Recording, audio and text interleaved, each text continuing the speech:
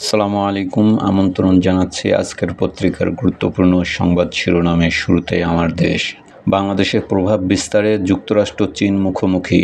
আওয়ামী বিচারকদের মুখ উন্মোচন করাই ছিল আমার অপরাধ। মাহমুদুর রহমান। প্রথম আলো। খসড়া নিয়ে ৩ দলের আপত্তি। ডাকসু, রাকসু ও জাকসু নির্বাচন সেপ্টেম্বরে। নয়াদিগন্ত। নিরাপত্তার চাদরে রাজধানী, ঝুঁকিপূর্ণ ১১ দিন। ১৪৬টি চেকপোস্ট, হোটেল, ছাত্রাবাসে অভিযান, বাড়তি পুলিশ মোতায়েন, সরকার বিরোধী কর্মসূচি ঘিরে নাশকতার আশঙ্কা, মাঠে পুলিশ গোয়েন্দা ইউনিট। জনকণ্ঠ।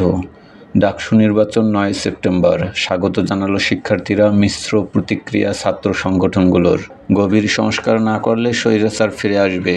যুগান্তর। বিভেদের সুযোগ নিচ্ছে ফেসিবাদী শক্তি, জাতীয় ঐক্যেই সমাধান।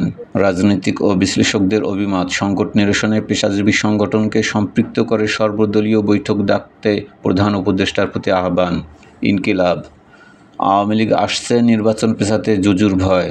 ১০-১২ ফেব্রুয়ারি ভোটের লক্ষ্য নিয়ে এগোচ্ছে অন্তর্বর্তী সরকার। গঙ্গাচড়ায় ক্ষতিগ্রস্ত ঘরবাড়ির মেরামত কাজ চলছে। হিন্দু বাড়িতে হামলা, পরিকল্পিতভাবে সংখ্যালঘু নির্যাতন ইস্যু বানানোর চেষ্টা চলছে। সংগ্রাম। গভীর সংস্কার না করলে স্বৈরাচার ফিরে আসবে, প্রধান উপদেষ্টা। বিচার সংস্কার ও ভোটের পদ্ধতি নিয়ে বিতর্ক তুঙ্গে, নির্বাচন নিয়ে রাজনৈতিক দলগুলোতে টানাপোড়েন। সমকাল। ভয়ের ছায়ায় মোহাম্মদপুর, রাস্তায় নামল শিক্ষক শিক্ষার্থীরা। ৭০ প্রতিষ্ঠানের সামনে মানববন্ধন, পরে মিছিল সমাবেশ। বাংলাদেশ প্রতিদিন। শেষ মুহূর্তে দিন দরবার, সবচেয়ে গুরুত্ব দেওয়া হচ্ছে ২০ বিষয়ে, ঐক্যমত্য হয়েছে ১২টিতে, ৮টি নিয়ে আলোচনা।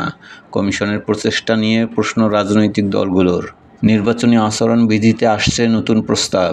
কালের কণ্ঠ। নৈরাজ্যের আশঙ্কা, আতঙ্ক, সতর্কতা। আগামী ১১ দিন ঘিরে বিশেষ সতর্কতা, সারা দেশে সতর্ক আইন শৃঙ্খলা রক্ষাকারী বাহিনী। হামলার আশঙ্কা রয়েছে রাষ্ট্রীয় গুরুত্বপূর্ণ স্থাপনায়। ইত্তেফাক।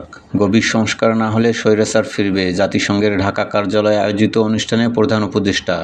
বাংলাদেশের সফল ও অংশগ্রহণমূলক নির্বাচন চায় চীন, রাষ্ট্রদূত ওয়েন। জুলাই সনদের খসড়ায় বিএনপির সায় নাকচ জামাত এনসিপি। করতোয়া। বিশেষ সতর্কতা জারি, রাজধানীর ১৪৬ পয়েন্টে চেকপোস্ট বসাবে ডিএমপি।